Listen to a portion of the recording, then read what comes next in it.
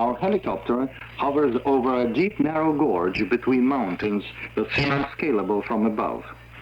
Here it is, the Nyon River, and here's the bridge you are building, says the first pilot.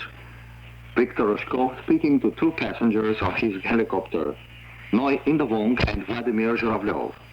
In a few hours, we will be saying it's a bridge that has been built. Later, there was a big meeting.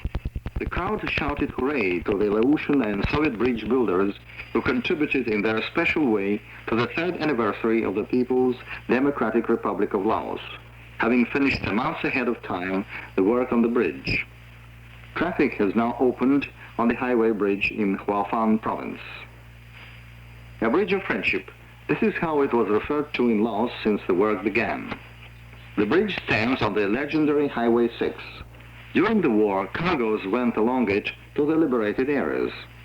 When there were heavy tropical rains, the Nyon River rose and the communication between its banks stopped. The first group of construction workers arrived at the project in March 1977. It was led by Noy Indavong, a Laotian specialist who is a graduate from the Moscow Institute of the Motor Industry and Highway Construction, and by a man with whom he studied together in college, Soviet engineer Vladimir Zhuravlev. The workers began the job on October the 31st to build the first pylon. 200 Laotians and 30 Soviet citizens worked there just as one large international family. What they have done can be truly called an exploit. The conditions were difficult indeed. It was difficult to breathe in that narrow gorge, even for people used to tropics. And they worked far away from populated centers. The nearest towns were tens of kilometers away. This first major project of Soviet-Laotian friendship is now finished. A memorial plaque has been set up where anyone can see it, and the inscription reads as follows. This highway bridge was built in 1977 and 1978 in the People's Democratic Republic of Laos with technical assistance from the Soviet Union. This bridge in Hua Phan province has not simply linked the two banks of the river. It has brought together two countries, the Soviet Union and Laos, whose people today mark a national holiday. The holiday of a fraternal nation is also observed in the Soviet Union. A correspondent of the newspaper Pravda reporting from Laos.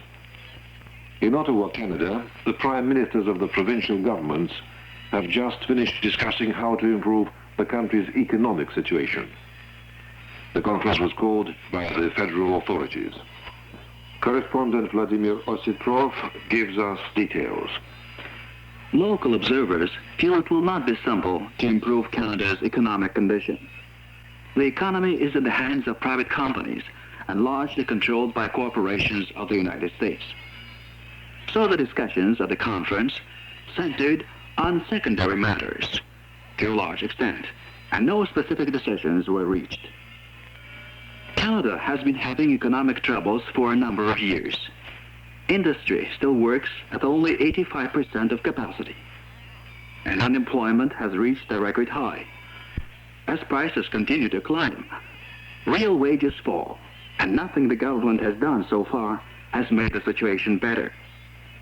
According to the Research Center Conference Board in Canada, the economic growth rate will continue to decline next year, and unemployment will set another record, climbing above 9% of the workforce. The Conference Board in Canada bases these conclusions on the fact that the forecast for next year for the United States economy is poor, and the Canadian economy depends on the United States economy. Correspondent Vladimir Ositrov reporting from Ottawa, Canada. At last we go to Afghanistan, where the government is introducing a variety of democratic reforms. It has pledged to industrialize the nation, put through a truly democratic land reform, abolish feudal and pre-feudal relations, give women equality, and ensure the basic rights and freedoms for all the working people. More about this from our correspondent in Kabul. The Revolutionary Council has issued another decree on land. Leaders of the young republic believe that a full-scale land reform will make it possible for Afghanistan to build a society in which there will be no more exploitation of people, and everyone will derive his income from work. A decree issued last summer cancelled all the debts of poor peasants to moneylenders and landed proprietors, and this greatly improved the condition of nearly 11 million peasants that account for 80% of the rural population. The cooperative movement is gaining more and more ground, and committees to protect the revolution had been set up in the villages. The government is also taking steps to make the new government machinery and the banks and financial bodies work more efficiently. The Planning Ministry has started drawing up Afghanistan's first 5-year plan for national development. The first trade unions have appeared among industrial and office workers. To raise living standards, the government has frozen prices of some foods.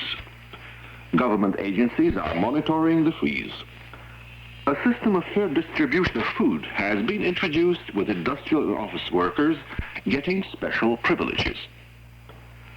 The new government has also announced there will be no more discrimination for reasons of race, language, or ethnic affiliation. All citizens, including all members of the national minorities, have equal rights. The radio and television services now broadcast in some programs of various local languages. Dailies and periodicals are also published in these languages. Work to abolish illiteracy continues, and the scale of this work is steadily growing. The new government's foreign policy, judging from its program statement, is geared to such principles as non-alignment, positive and active neutrality, peaceful coexistence, and neighborly relations with all countries in that part of the world. In various official statements, Afghanistan has pledged to oppose the imperialist policy of aggression, oppression, colonialism, and racism, and to work for peace and the freedom and social and economic progress of all nations. The Soviet Union has always been friendly towards its southern neighbor. It was the first country to recognize the Democratic Republic of Afghanistan, and at the time said it was confident there would continue to be all-round fruitful cooperation between the two. Prime Minister Nur Mohammad Taraki is expected to visit the Soviet Union shortly. Both countries feel the visit will offer new opportunities for cooperation on a parity basis and to mutual advantage. With that correspondence dispatched from Kabul, Afghanistan, we bring to a close Moscow Newsreel. You are tuned to Radio Moscow World Service.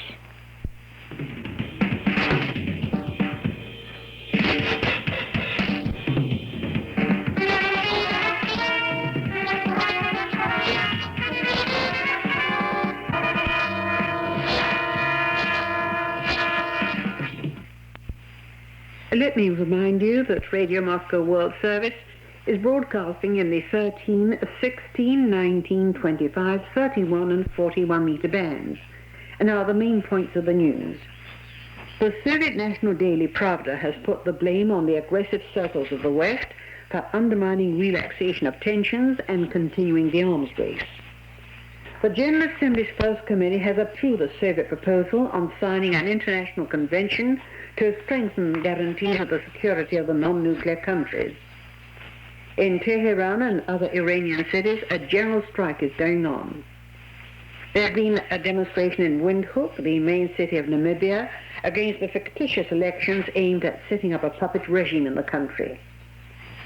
The former United States Attorney General has admitted that there are violations of human rights in the country.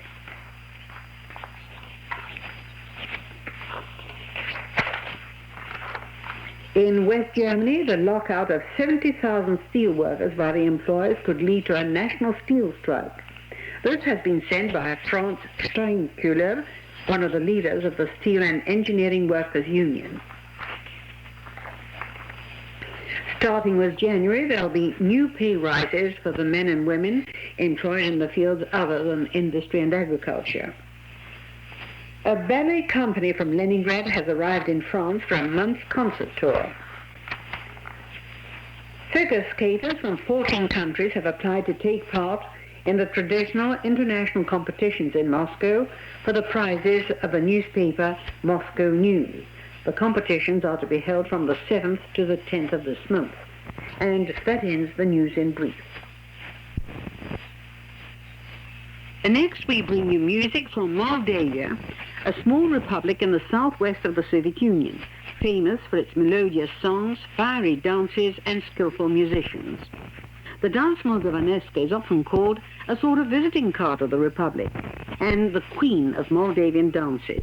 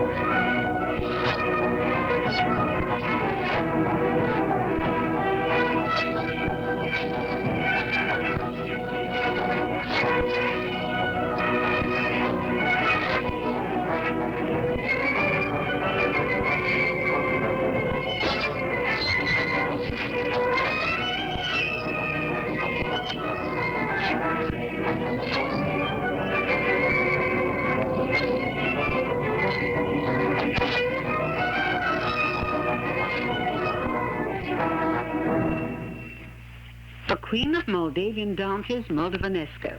And what tempo! Audiences in many countries have admired the performances of Moldavian dance groups Joc and Flueraș and the Doina Choir. The youngest folk group is called Folklore. It was set up several years ago by the Moldavian radio and is very popular. Here it is with a traditional dance tune from one of the regions of Moldavia, Yedinet.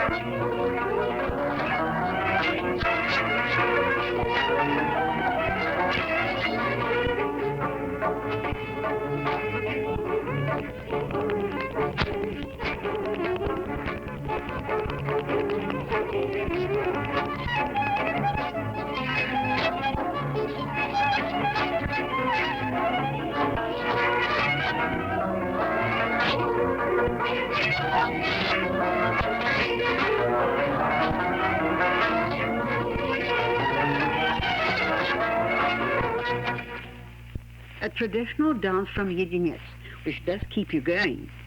The folklore orchestra is similar to other groups of this kind, with violins, clarinets, accordions, pipes and bagpipes. There are also several specific Moldavian instruments, such as a harmonica and cymbals that shape the beat of Moldavian melodies. Cymbals are often the solo instrument.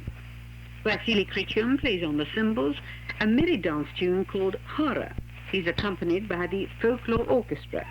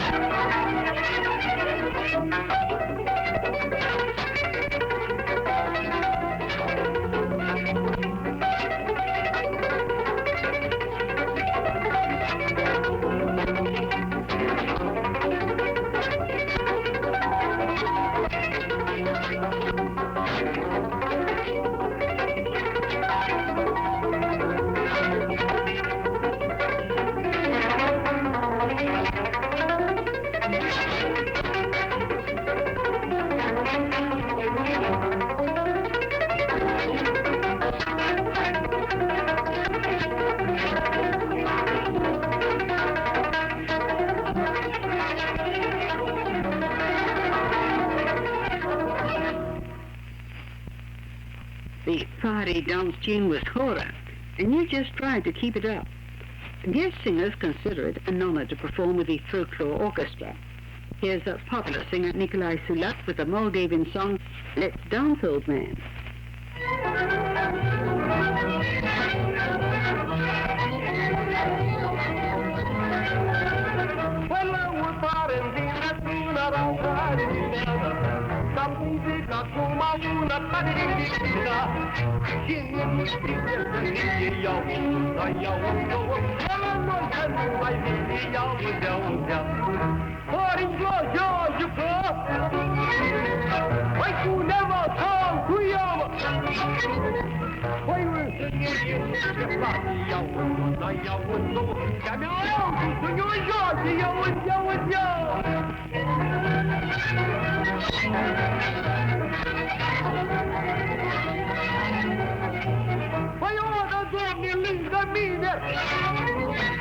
Păi una care joacă gine, de tot împărțea toată, iau-o, iau-o, să-i să facă cu săroată, iau-o. Palelito de tiplaira tăriada, dar gurică cum o dai tăriada, dacă dai pe dai, iau-o, până la doamnă dai eu, iau-o.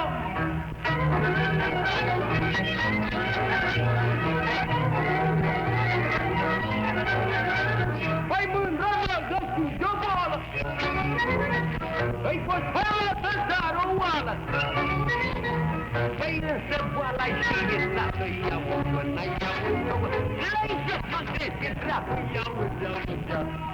Numai tu mândru cu toată răpățineada, dai gurița la tocat, tăriada, de ulele fără că iau-o, că gurița nu se strică, iau-o, iau-o-mă, hai la!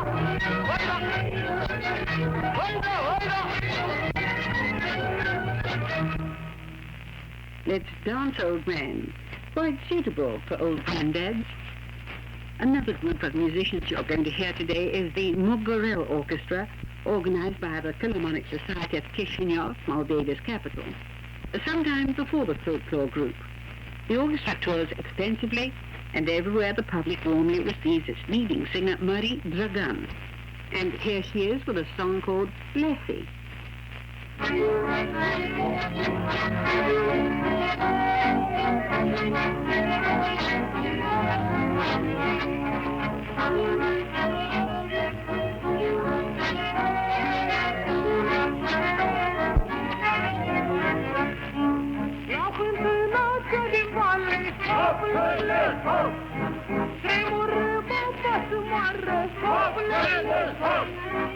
Ar muri dar nu sunt dură, la la la la la.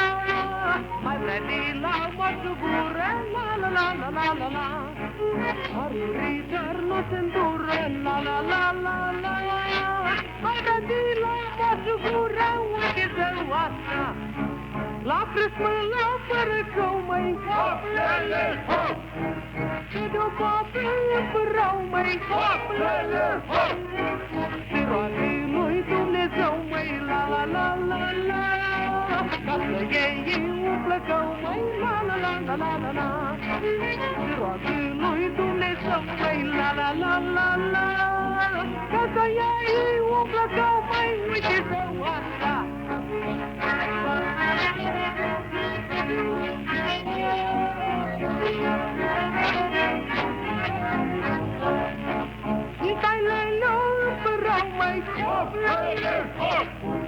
Ia mă rog lui Dumnezeu, măi, hoplele, hop! Ia mă rog lui Dumnezeu, măi, la la la la la. Să mă iei o plăcău, măi, la la la la la la.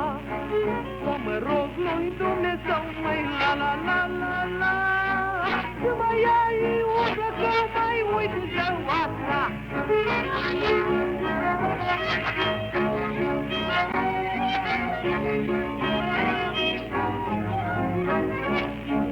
Babo, că-i nu te rugau, măi, hoplele, hop!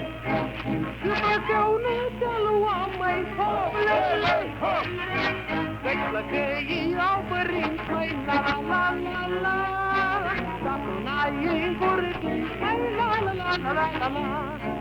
Căci plăcăii au părinți, măi, la la la la la. Dacă n-ai în curățânt, măi, hoplele, hop! A Moldavian folk song about a lassie. Another soloist of the Mugurel Orchestra, Anastasia Istrati, sings I'm Going to the Dance Tonight.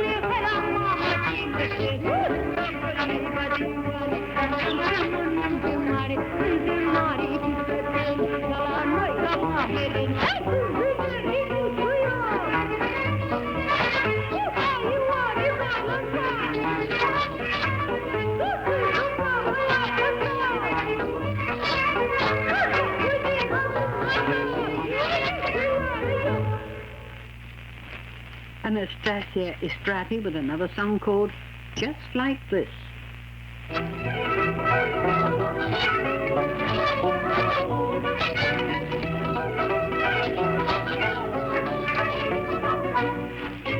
Ia-ți așa, Și la părinți să mă ceară tot frumos. Te-a spus mămica să ne pare sănătos. Deci n-am vrut să cu covoare. Cine-i multe care nu se vede cine se aprinde în jos. Astăzi ca o zi, și pare să poarte nene în noroc.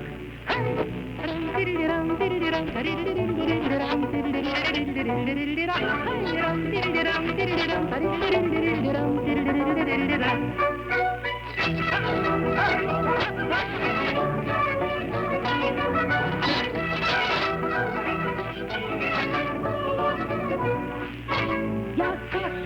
Când am ieșit cu el afară, ia-ți așa, să-i dau curiță de picioare. El mi-a spus că să plecăm în lumea mare și ne-am dus, că mi-este drag și-mi place tare. Cine-i indicat, nu se știe cine se apre de jos.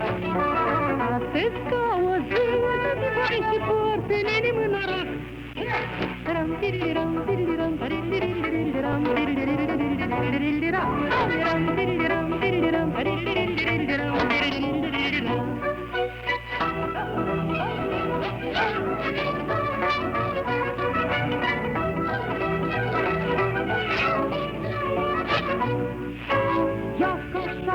vorbește tată cu furată, ia-ți așa, și ia-ți așa cu pură fată, nu-i e rău, când că iubirea pe furate când plăcău, să fii mai dulce decât toate. Cine-i indicat, nu se cine se aprinde jos.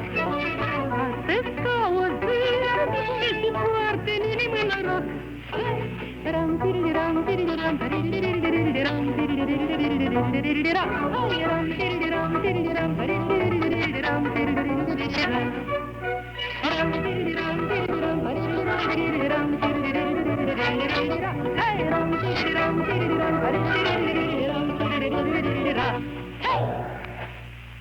Now, recordings of the popular dance company Jock. Jock means a dance, and also the place where you dance, and in general, merrymaking. And old David would say, let's go to the Jock, and the whole village would turn out to sing, dance, and have fun.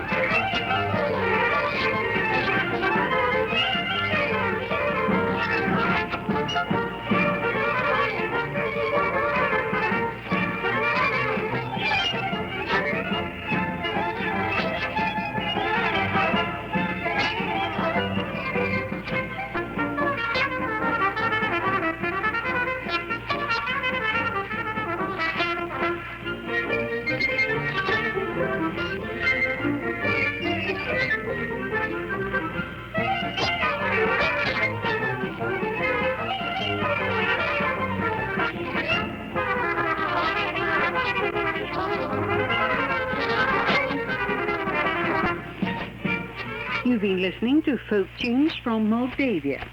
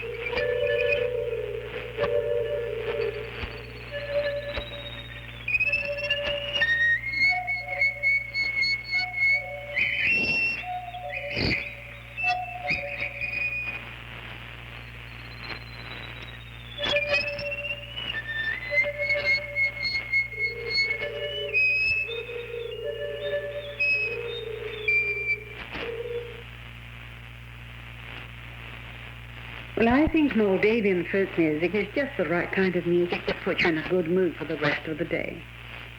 If you can still be with us, I'd like to remind you that you're tuned to Radio Moscow World Service, broadcasting in the 13, 16, 19, 25, 31 and 41 meter bands. After the Kremlin chimes, there's news, our weekly feature, Soviet Panorama. On the half hour, news in brief, followed by a mailbag. And then we have another program of music that takes us up to the hour.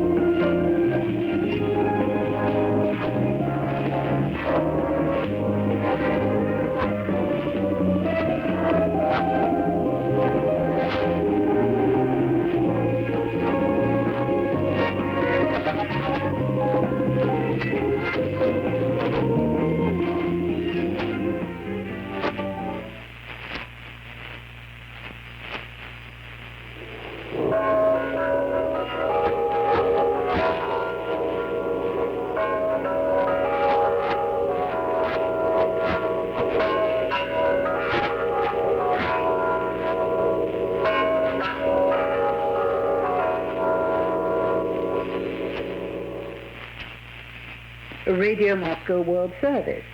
It's 11 hours Moscow time, that's 08 hours Greenwich Mean Time. For the next 7 hours, we shall be on the air in the 13, 16, 19, 25, 31 and 41 meter bands. News from Moscow, read by Zina Levashova. First, the headlines. The Soviet National Daily Pravda has put the blame on the aggressive circles of the West for undermining relaxation of tensions and continuing the arms race. The General Assembly's First Committee has approved the Soviet proposal on signing an international convention to strengthen guarantees of the security of the non-nuclear countries. In Tehran and other Iranian cities, a general strike is going on. There's been a demonstration in Windhoek, the main city of Namibia, against the fictitious elections aimed at setting up a puppet regime in the country. The former United States Attorney General has admitted that there are violations of human rights in the country. Those are the headlines, and now here's the news in full. The Soviet National Daily Pravda has put the blame for undermining the relaxation of tensions and for the continued arms race squarely on aggressive circles in the West. In its weekly roundup of world affairs, the paper says these circles count on wresting unilateral concessions from the Soviet Union and other socialist countries, concessions detrimental to their security. In this way, these circles hope to achieve a military superiority of the West over the socialist countries. In these conditions, continues the Soviet Communist Party newspaper, it's necessary to maintain and enhance the defense potential of the Warsaw Treaty. At their conference in Moscow 10 days ago, the members of that organization of socialist countries reaffirmed their commitment to relaxation and called on all states to make a resolute turn towards halting the arms race. The Moscow conference participants, for one thing, called on the 5 main nuclear powers to start negotiations on banning nuclear weapons and reducing military budgets. The Soviet Parliament this week approved the country's budget for next year, in which defense expenditures have remained at the same level as last year. At the United Nations General Assembly, the First or Political Committee has given its backing to the Soviet proposal for an international convention that will strengthen guarantees of security for non-nuclear states. The resolution welcomes the determination of many countries to keep their territories free of nuclear weapons. The sponsors of the resolution are 19 socialist and non-aligned countries. Thousands of people attended a big meeting in Vientiane yesterday to mark the 3rd anniversary of the Laotian People's Democratic Republic. Present at the meeting were party and government leaders. Speakers pointed out that in these 3 years, the country has made substantial social and economic progress. Gratitude was expressed to the Soviet Union, Vietnam, and other fraternal countries for help and support in defending the revolution and building socialism. A general strike is taking place in Tehran and other Iranian cities in response to a call from the opposition. Life in the capital has been practically paralyzed. Armored cars and tanks are patrolling the streets. Big demonstrations against the government began in Tehran on Friday and continued yesterday. The troops resorted to firearms to disperse the demonstrators. News agency dispatches put the number of dead at more than 1,000. The head of the military government, Ashari, has given a warning the authorities will take the toughest measures to suppress anti-government protests. The opposition in Iran is demanding that martial law be lifted, that political prisoners be freed, and that long overdue social and economic reforms be carried out. There's been a meeting in Washington between President Carter and the State Secretary Vance and the Egyptian Prime Minister Halil. Mr. Vance said at the end of the meeting that the Egyptian-Israeli contacts within the Camp David Accord will be resumed. Observers believe Washington has succeeded in getting from Egypt new concessions in favor of Israel. One of the leaders of the Zimbabwe Patriotic Front, Joshua Nkomo, has described the Anglo-American proposal for a roundtable conference on Rhodesia as a non-starter. Joshua Nkomo made the statement after a meeting in Lusaka with the British and American emissaries Cladwin Hughes and Stephen Lowe. Before the meeting, Joshua Nkomo said he would not sit down at the negotiating table with Ian Smith, who is slaughtering innocent people to retain power. In Windhoek, the main city of South African-occupied Namibia, there's been a demonstration in protest against the fictitious elections to be staged next week with the purpose of setting up a puppet administration. The elections are to be supervised by South African troops. Under a United Nations decision, the voting was to have taken place next year and under the supervision of that international organization. At the insistence of the African countries, the Security Council is meeting next week to discuss the situation in Namibia. The former Attorney General of the United States, Ramsey Clark, has called on the administration to ensure guarantees of human rights in the country, regardless of the origin and social standing of citizens. Speaking in Washington, he pointed to the sharp contrast between the rich and the poor in the United States and the misusage which takes place in the system of administering justice. Clark spoke out against using the question of human rights as an instrument for reviving the Cold War. In West Germany, the lockout of 70,000 steel workers by the employers could lead to a national steel strike. This has been said by Franz Steinköhler, one of the leaders of the Steel and Engineering Workers Union. Up to now, only part of the steel workers, 37,000 of them at the Ruhr plants, have been involved in the strike. They quit work earlier this week in support of claims that have been backed by all the workers in the industry.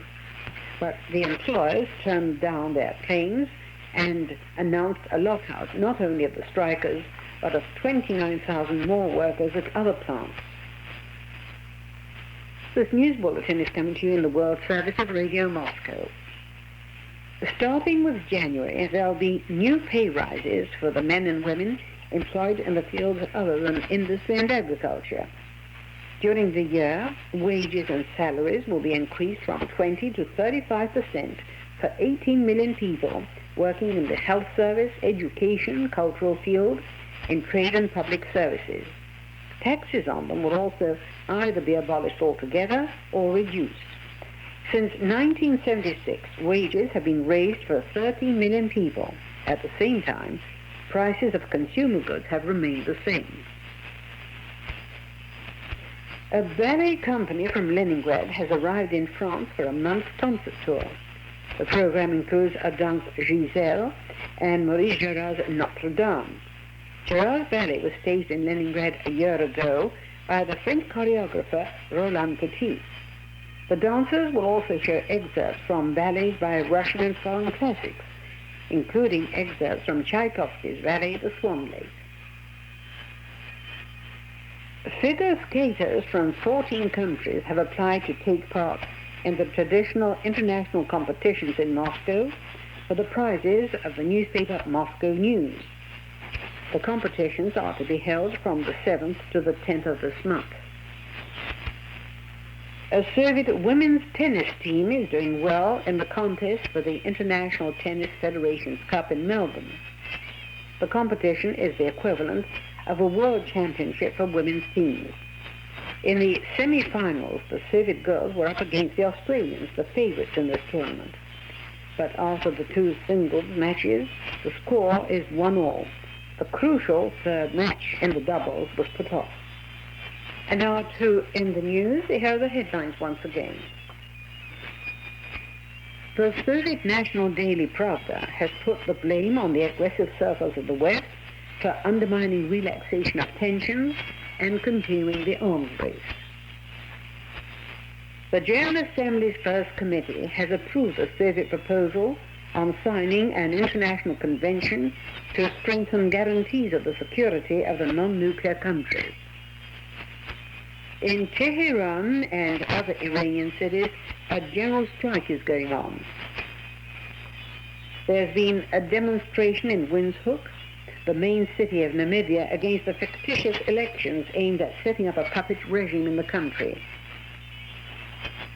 The former United States Attorney General has admitted that there are violations of human rights in the country. And with those headlines, we end the news from Moscow. Next from Radio Moscow World Service comes Soviet Panorama.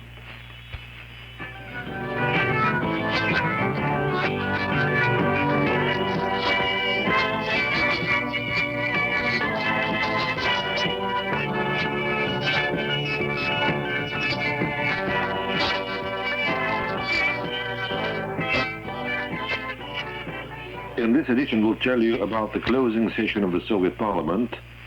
Then you'll hear an account of a press conference organized by the State Committee in charge of machinery supplies to the farms. It will be followed by an item on how Soviet doctors try to prevent epidemics of influenza. And finally, Eleanor Yankovskaya of our staff will present the story of Masha.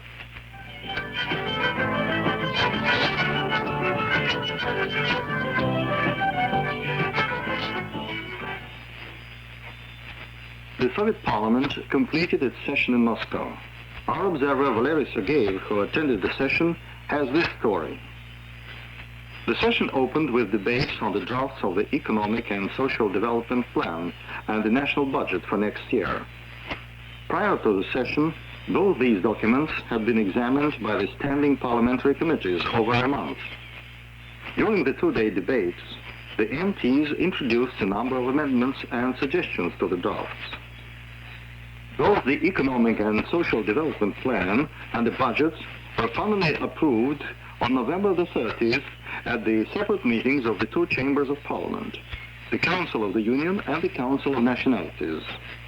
That means that both have been made into laws to be implemented by all agencies and persons concerned during the next year. The Social and Economic Development Plan is aimed at promoting further economic growth of the country and at raising further the people's living standards. And the national budget provides the necessary allocations for all these measures and projects. At the session, Parliament discussed the draft of the law on Soviet citizenship. The draft, which contains 29 articles, had been prepared by the respective committees of both houses with the participation of experts, public organizations, and scientists. The law on Soviet citizenship is based on the provisions of the new Soviet Constitution. It covers the problem in a more thorough way than the previous law that has been in force over the past 40 years.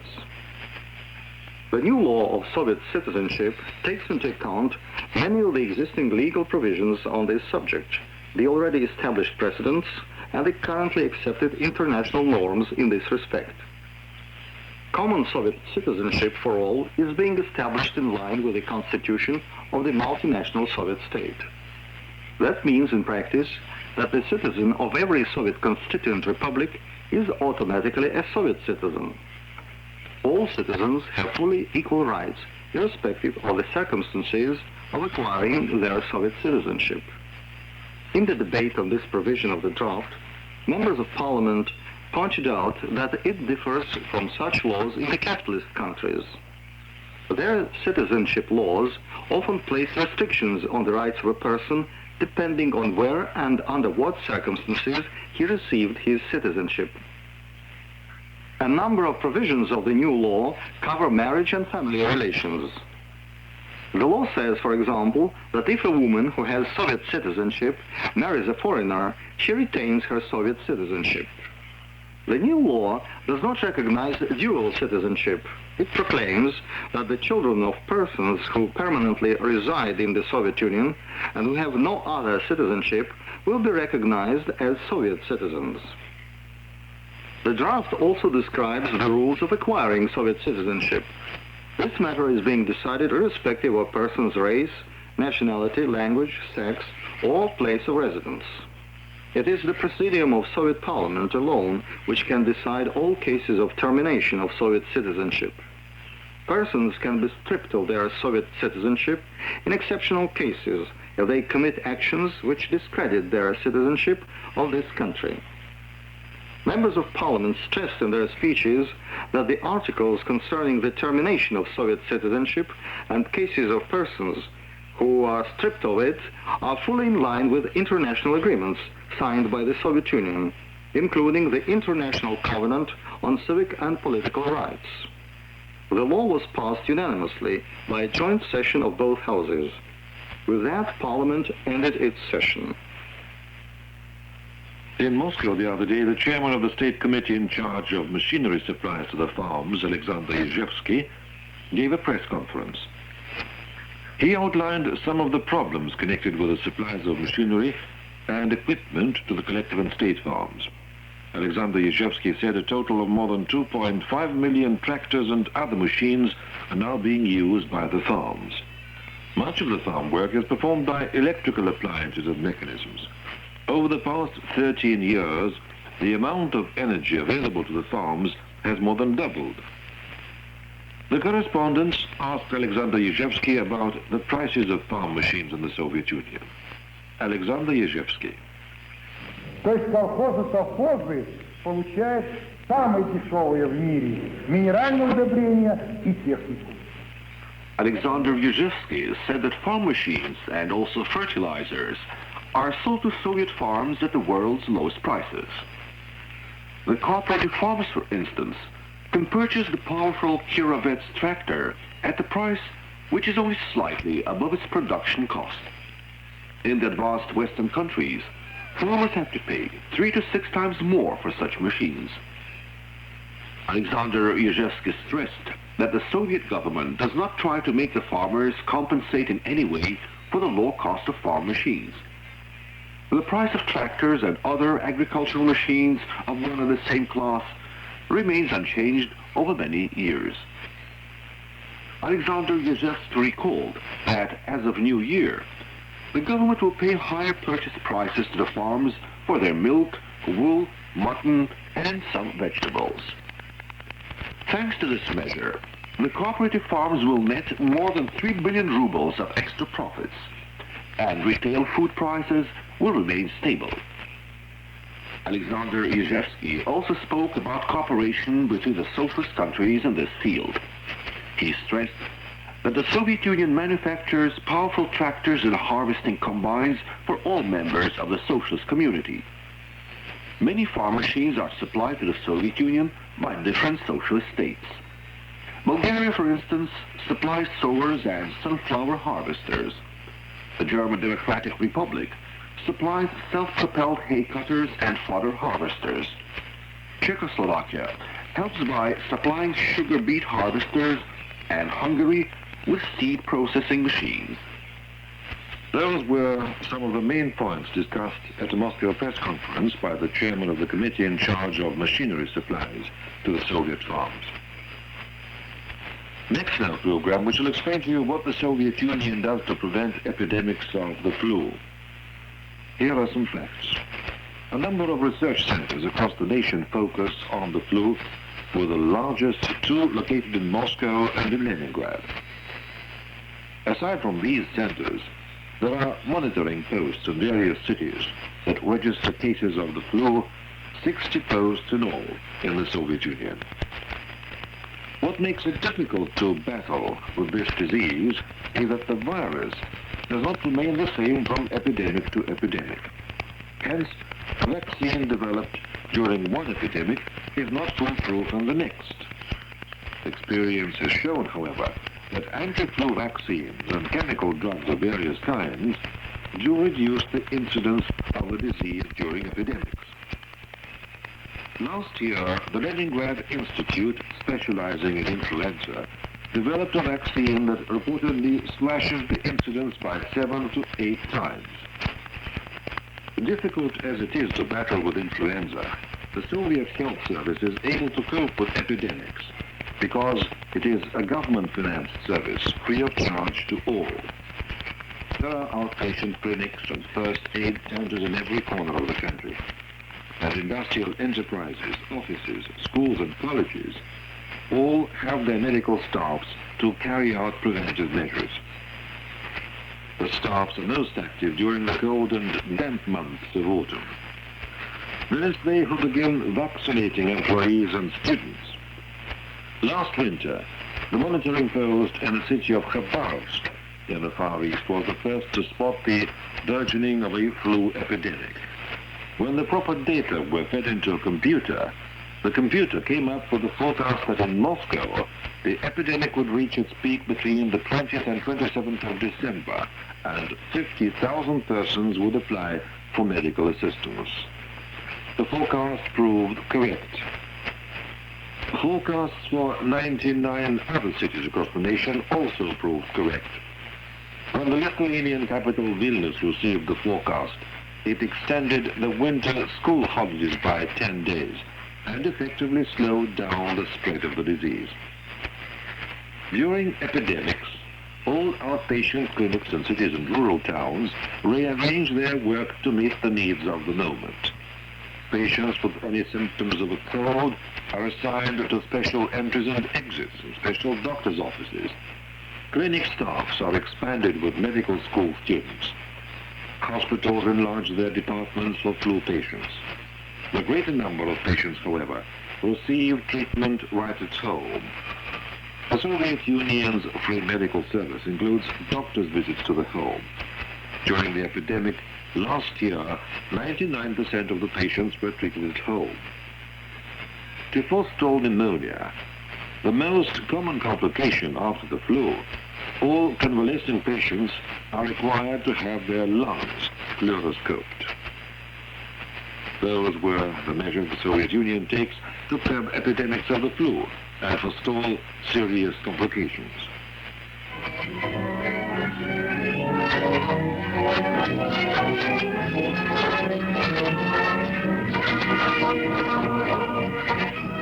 Hello, this is Elena Yankovskaya with the story of Masha.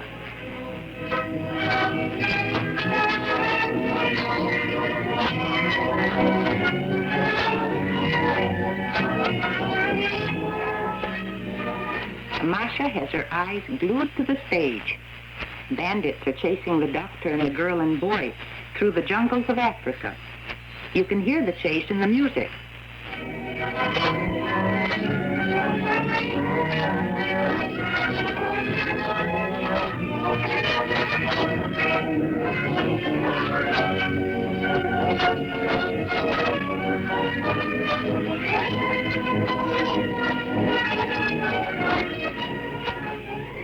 Masha is watching a ballet especially written for children. The story is about a veterinary who goes to Africa to treat a sick monkey, and with the girl and boy who accompany him, experiences all sorts of adventures. The doctor's name is Ibo Lee.